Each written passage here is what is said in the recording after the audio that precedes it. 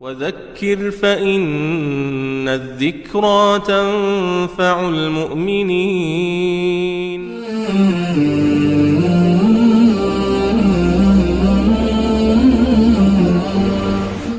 بسم الله الرحمن الرحيم. الحمد لله رب العالمين، والصلاة والسلام على سيدنا وحبيبنا محمد وعلى آله وأصحابه أجمعين. ئاوەدانی ئەم سەرزەویە و درێژەدانی مرۆڤایەتی بە سەلامەتی پەیوەستە بە هاوسەرگیری حەڵاڵی شەرعی. ئەم مرۆڤایەتیە ئەگەر بمانەوێت درێژەی هەبێ، مرۆڤایەتی نەبڕێتەوە سەر زەوی بە هەمیشەیی ئاوەدان بێ، تەنها لە ڕێگەی هاوسەرگیری حەڵاڵ و شەرعیەوە دەمێنێتەوە. ئەینا پەنا بەخوای پەروەردگار، مرۆڤ کە وەکو ئاژەڵەکان دوور لە ڕووی جەناوتان هەر ئاوا پەلاماری یەکتریدا ئەم نەخۆشی ئایدز و ئەوانە یەکەم نەوە نامێنێ، واتە منداڵەکان نامێنن، خێزانی تازە دروست نابێ، وەکو دارێک وایە کە کرمۆڵ دەبێ و لە شوێنی خۆی دەپوشێتەوە لە قیتازە دەرناکە. بۆ پاشانیش نەخۆشی ئەم ئایدز و نەخۆشیە خراپە پیسەکان مرۆڤایەتی دادەڕزێنێ، کەواتە خوای پەروەردگاری ئەلحەکیم و کاربەجێ بۆ سەلامەتی مرۆڤایەتی، بۆ ئاوەدانی سەرزەوی، بۆ درێژەدان بە ژیانی مرۆڤایەتی ئەم هاوسەرگیرە جوانەی داناوە. بۆ تێگەیشتنی تەواو لە گرنگی هاوسەرگیری با سەیری قورئان بکەین لە سوورەتی ئەڕووم ئایەتی 21 22 23. باسی سێشتمان بۆ دەکات، سەرنجمان ڕادەکێشێ و دەفەرمێ ئەم سێشتە نیشانەی دەسەڵاتی خوای پەروەردگارە. یەکەم: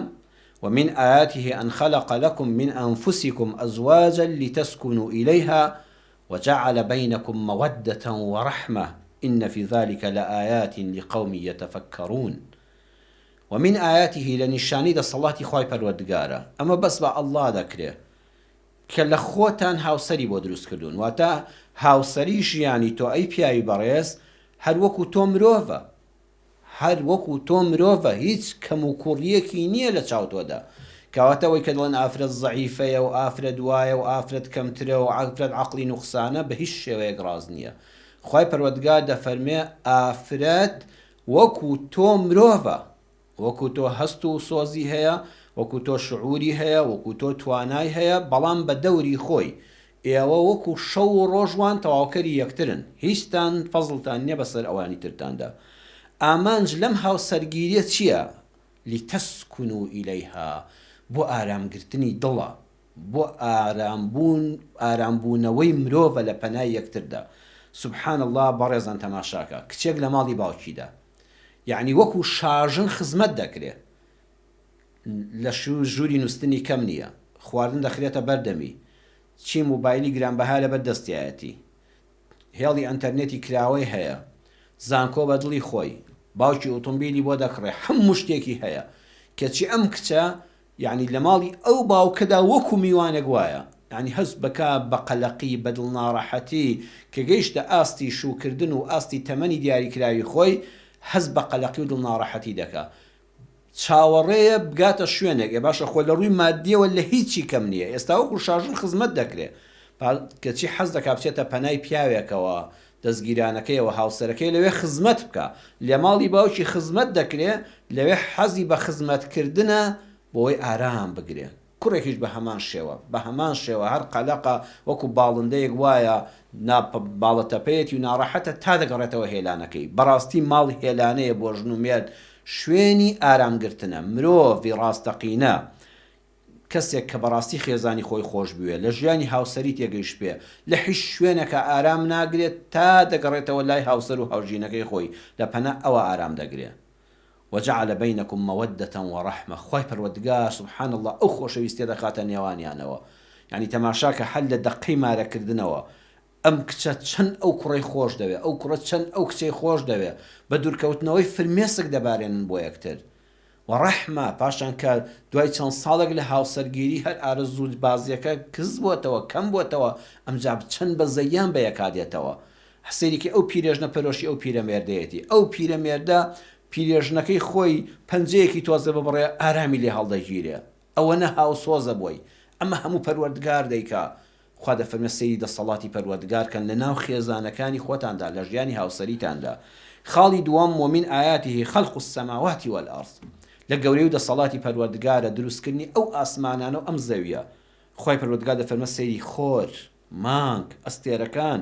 ئاو هەوا، دەریا و زەریاکان، دار و درەخت، شاخەکان، ڕووەکەکان، کانزاکان، ناو دەریاکان، ژێر دەریاکان، ژێر زەوی، هەر ئەو خاکەیە ئەو بەشێکی ئاوی تێدا لە تەنیش ئەو بیرە ئاوا بیری نەوت هەیە، کانزایتر هەیە، ئەمە جۆرە بەردێکی تێدای، ئەمە جۆرە بەردێکی تری تێدایە، ئەمە خاکەکەی نەوعێکەوە خاکەکەی نوعێکی ترە، ئەو ئەستێرەیە بە مروری زەمن بە ملیارەها ساڵ هەروە خۆی دێ و دەڕوا هەمووی لەسەر نەخشەیەکی دیاری کراو. ئەمە بەغەیری ئەڵڵا دەکرێ ئەگە دوو خوا هەبوو یان نەعوذ بالله لەسەر زەویدا ئەمە تێک نەدەچوو، لە ئاسمانە تێک نەدەچوو، بەڵێ هەر دەبێ یەک خوا هەبێت کە ئەویش ئەڵڵای دروستکاری هەمووانە. سێەم ومن ئاياته منامكم بالليل والنهار وابتغاؤكم من فضله، لە نیشانەی دەسەڵاتی خوای پەروەردگارە خەو. الله ئەم خەوە چه عەجایباتێکە، ئەم مرۆڤە سێرەکەی کە خەو بەلایدا دەبات چۆن دەکەوێت، بەخوا ئەو خەوە نەبووە هەمومان لەناو دەچوین، ئای خەو چه خەڵات و نیعمەتێکی خوای پەروەردگارە، چه بەخششێکە پێمان دەبەخشێ. پاشان وابتغاؤكم من فضله، گەڕان بە دوی فەزلی خوای گەورەدا، هەر بەیانیان بڕۆ لە شوێنێکی بەرزەوە سیر کە ئەو خەڵکە وەکو مێرولە هەمووی دەڕواتە دەرەوە لە ماڵەکانی، هەر یەکە بە شێوازێک بە دوی بژێوی ژیانیدا دەگەڕێ. ئەوە هەمووی دەسەڵاتی خوای پەروەردگارە. جا لێرەدا چەند بیرخستنەوەیەکمان هەیە. یەکەم، هەر سێشتەکە ومن ئاياته بە واوی عەتف کراونەتە سەر یەک، یعنی هەر سێکیان وەکو یەک گرنگن. ژیانی هاوسەری، بوونی ئاسمانەکان و زەوی، دروستکردنی ئاسمانەکان و زەوی، بوونی خەو، گەڕان بە دوی کار و کەسابەتیدا.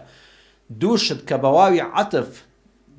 دەخرێنە سەر یەک، یعنی هەموویان وەکو یەک گرنگن. ئێستا تۆ ناڵێ وەڵا ئۆتۆمبیلێکم کڕی لەگەڵ دەبەیەک ئاودا، نابێ ئەو دوانە بە زۆر لێک دوورن، دەبەیەک ئاو بە 250 دینارە دەفسارێک بە 2 دەفتەر دۆلارە عەتفیان ناکرێتە سەر یەک. لێرەدا خوای پەروەردگار دەفەرمێ ئەرز و ئاسمان چەند گەورەیە، هاوسەگیری ئەوەندە گەورەیە، خواردن و خەوتن و کاسبیکردن چەند گرنگە بۆ ژیانی مرۆڤ، هاوسەگیری ئەوەندە گرنگە. ئەوە دەرسی یەکەم. دووەمیان باسی هاوسەرگیری پێش ئاسمانەکان و زەوی و پێش خەو و کاسبی باس کرد. ئەمە پێمان دەڵێ ئەگە مرۆڤ و خێزان نەبێ چێ سوود لە خەڵاتەکانی خوا، لە ئاسمان، لە زەوی، لە خەوتن، لە کاسبیکردن، لە بەرهەمی فراوانی سەر زەوی و ناو زەوی و ژێر زەوی دەبینێ، چێ لێ دەبینێ؟ وەڵڵا هیچ. خوا هەمووی لەبەر مرۆڤ دروست کردووە، بۆیە دروستبوونی خێزان و مرۆڤی لەوێدا پێشخست. سێم پێمان دەڵێ ئاسمان و زەوی زائیدەن خەوتن، زائیدەن کار و کاسبی بەوە خۆشە کە هاوسەرگیریەکی ئارامی لەگەڵا بێ. ئەینا تۆ بام سەرزەوێ هەمووی هی تۆ بێ، هەمووی خانووی تۆ بێ، با فڕۆکەکانت بە ئاسمانە هەموویشە گەشت بکەی و بێ بڕۆی، با هەموو خەزیێنەکانە بەردەستا بن، با شوێن خەوت زۆر گران بەها بێ و سیستەمی خەوەکەت زۆر فەوق العادە گران دروست کرا بێ. واللهی ئەگەر هاوسەرێکی ڕێک و پێکن نەبێ هەست بە ئارامی ناکەی. بۆیە خوا لە پێشەوە باسی ژیانی هاوسەری کرد، ئەمجا دروستبوونی ئەرز و ئاسمان، پاشان باسی خەو و پاشان گەڕان بە دوی کار و کەسابەت و بژێوی ژیاندای کرد. سەرنج بدەن دەستەواژەی حدود الله لە قورئاندا 12 جار هاتووە، 11 جاریان لە سیاقی باسی خێزاندا هاتووە. تەنانەت ئەگەر ژیانی هاوسەری گەیشتە بنبەست و ناچار بە جیابوونەوەش بوون، هێشتا وەلا تەنسەو الفەضل بەینەکم، پەروەردگار دەفەرمێ سەنگەر لە یەک مەگرن. ئەو کاتە شەیطان بە نەفرەتکەن، بەس بیری جوانیەکانی یەکتر بکەنەوە، قەت چاکەی یەکترتان لەبیر نەچێتەوە. هاژنوێر دیوایە 15 ساڵە 20 ساڵە بەیەکەون کە لێک جیا دەبنەوە، توخوا حەیف نییە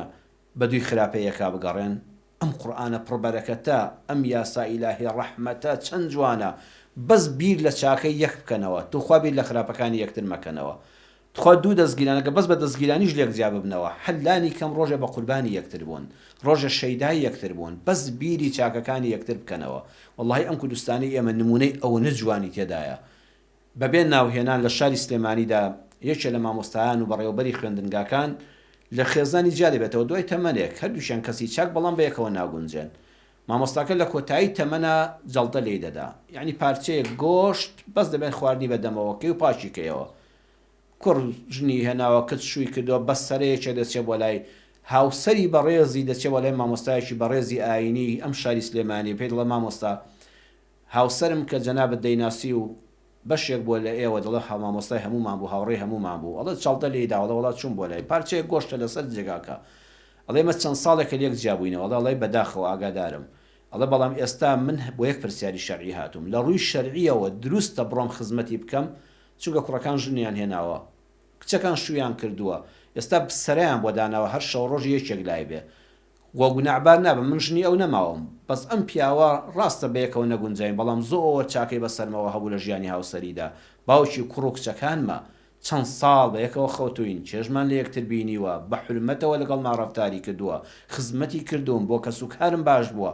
هەر وەکو ئەو چاکەی کە خوا دەفەرمێ چاکەی یەکتان لەبەر چاوبێ دروستە بچم شەریعەن یعنی پاچی کەمەوە خزمەتی بکەم مامۆستاکە دەجا وەکو پارچە گۆشتێکی لێ هاتووە نە ئارەزووی ماوە نە هینی ماوە ئەرە وەڵڵی تۆ ئەو ڕەفتارە بکەی ئەو ئافرەتە دەڕوا هەتا مردن خزمەتی دەکا پاچی دەکاتەوە دەیبا لە حەمام دەی شوا خواردنی بەدەمەوە دەکا ئەنی ئەمە جێبەجێکردنی یەک ئاەتی قورئان ئەم ئاینە ئەگەر لێی حاڵی بی هەمووی خێر و بەرەکەتە هەرچی نەکبەتی و نەهامەتی شەهی ئەوەیە خەڵک لەم ئیسلامە دوورکەوتوێتەوە بابەتێکی شەرعیتان یاد دەخەمەوە لە باسی شۆردنی مردوودا دەفەرمێ پیاو دەبێ پیاو بشوە کە پیاوێک مرد دەبێ بەس پیاوێک بیشوە ژن دەبێ ژنێک بیشوە ولا يجوز للرجل أن يغسل المرأة سواء كانت من محارمه أو أجنبية دروز نییە پیاوێک ژنێک بشوە با ئەو ژنە مەحرەمی بێ با ئەو ژنە ئافرەتێکی بێگانەش بێ وكذلك المرأة لا تغسل الرجل إلا لا هو من محارمها أو أجنبيا عنها ژنێک بە هیچ شێوەیەک بۆی نییە پیاوێک کە مرد بیشوە با ئەو پیاوە مەحرەمی بێ با ئەو پیاوە بێگانە بێ لێی سەرنج بدەن لا يجوز أن تغسل أباها ولا أخاها ولا ابنها بهيش شويك دروز نية آفرتك باوكي خوي بشوا بمردوي يعني كتشك بلا ولا من باوكم دشم رجع ندرا ولا الشرع دروز نية براي خوي بشوا براي خوي دروز نية كري خوي بشوا كركي عازب بالغ بوا دايشي نابي كركي بشوا حرامة وكذلك الرجل لا يغسل أمه دروز نية بهيش شويك بياو دايشي خوي بشوا کوڕێک بڵێ دایکمە جا من دایکم خۆ دەستنوێژم لە ژیانە لێ ناشتێ مەحرەممە بەڵام شەرع ڕێگە نادا کە مرد کوڕەکەی بچێ دایکی بشووە ولا ئیبنەتەهو پیاو نابێت کچەکەی خۆی بشوا بە مردووی ولا ئوختەهو برا بۆی نییە خوشکەکەی خۆی بشوا لەسەر تاتە شۆر و لەسەر مردوو شۆر ولا يقف على غسلها نابێ بە دیارەوە ڕاوەستێ بەژنەکە بڵێ ئاگام لێ بە چۆنی دەشۆی تخوا جوان بیشۆ نابێت لە سەری بوەستێ و چاوی لێ بێ فلو لم نجد رجلا للرجل وامرأة للمرأة ئافرەتێک مرد بەس بابی لەوەیە دایکی بابی لەوەیە برای لەوەیە کوڕی لەوەیە هیچ ئافرەتێکی تری لێ نییە نابێ ئەم پیاوانە کە هەمویان مەحرەمترین کەسنی بابە کوڕە برایە نابێ بیشۆن تەیەمومی پێ دەکرێت پیاوێک مرد بەس دایکی لەوێ بوو خوشکی لەوێ بوو کچی لەوێ بوو یەک پیاوی تر دەست نەکەوت نابێ ئەمانە بیشۆن ئەبێ تەیەموم بکرێ ويستثنى من هذا الحكم حالة واحدة يك حالة هي دردكري لأما وهي حالة الأزواج أيش بين جن وميردة فيجوز للرجل أن يغسل زوجته زود درسته وشرعية كبياوجن مردوكي خوي بشوا والزوجة تغسل زوجها لشدة الارتباط بينهما هروها درست الجن بي مردكي خوي بشوا دواي مردن چونك أون دبي ونديك بهذا سبحان الله والله باء ما همو من بلاوي كينوا يعني تولى دواي مردن دايك دبوينيا بتشوا خوشکت بۆی نییە بتشوە کچی خۆتە بۆی نییە بتشوە بەڵام ژنەکەت بۆی هەیە بتشوە ئەی ژن بەس بیر لەوە بکەوە دوای مردنت باوکت نابێ بتشوە براد نابێ بتشوە کوڕت نابێ بتشوە بەڵام مێردەکەت بۆی هەیە بتشوە عائشة دەفەرمێت لو كنت استقبلت من الأمر ما استدبرت ما غسل النبي صلى الله عليه وسلم ما غسل النبي صلى الله عليه وسلم غير نسائه لصحيح سنن ابن ماجه فرمودكاتوا ئەگەر وەکو بڵێ ئەم عەقڵەی ئێستام هەیە پێشوو هەم بوویایە والله دەبووە پێغەمبەری خوا صلی الله علیه وسلم خێزانەکانی خۆی بیانشتایە خۆم دەمشت بەڵام تازە لە دەستم دەرچوو بەڵگەی ئەوەی کە ژن و مێر بۆیان هەیە یەکتر بشۆن فرمودەکەی عایشەیە کە دەفەرمێت پێغەمبەری خوا صلی الله علیه وسلم لە بەقیع گەڕایەوە فوجدني وأنا أجد صداعا في رأسي پیغمبری خوا صلی الله عليه وسلم هر که هات جوره هاوارم کرد نازم بسرا کرد وتم آی سرم کدیشه سرم زور آزاری هيا دفرمي السير مكتب پیغمبری خوا صلی الله عليه وسلم سری دیشه وأنا أقول ورأساه من جوتم أي پیغمبری خوا آی كسرم دیشه پیغمبر صلی الله عليه وسلم فرموی بل أنا يا عائشة ورأساه بخوا أي پیغمبر إخات عائشة هاو سرم بخوا منش سرم وادا تقي آي كسرم ديشه پێغەمبەر صلی الله علیه و سلم ئەوە نەخۆشی کۆتایی ژیانی بوو هەر بەو سەریەشەیە وەفاتی کرد تر چاک نەبووەوە بەڵام پێغەمبەر صلی الله علیه و سلم لەگەڵ ئەو ئازاری سەریشیدا کە زانی خێزانی سەری لێشەیە دڵنەواییەکی کرد قسەیەکی خۆشی بۆ کرد و حکمێکی شەرعیشیدا بە ئومەت فەرمووی ما ضرەکی لەو میتی قبلی قەیچەکە عایشە با تۆ لە پێش منەوە بمری فقمت عليكي خۆم هەڵدەستم بە بەڕێکردنی جەنازەکەت فغسلتوکی خۆم دەتشۆم تۆ لە پێش منەوە بمری ئەی عایشە بەدەستی خۆم دەتشۆم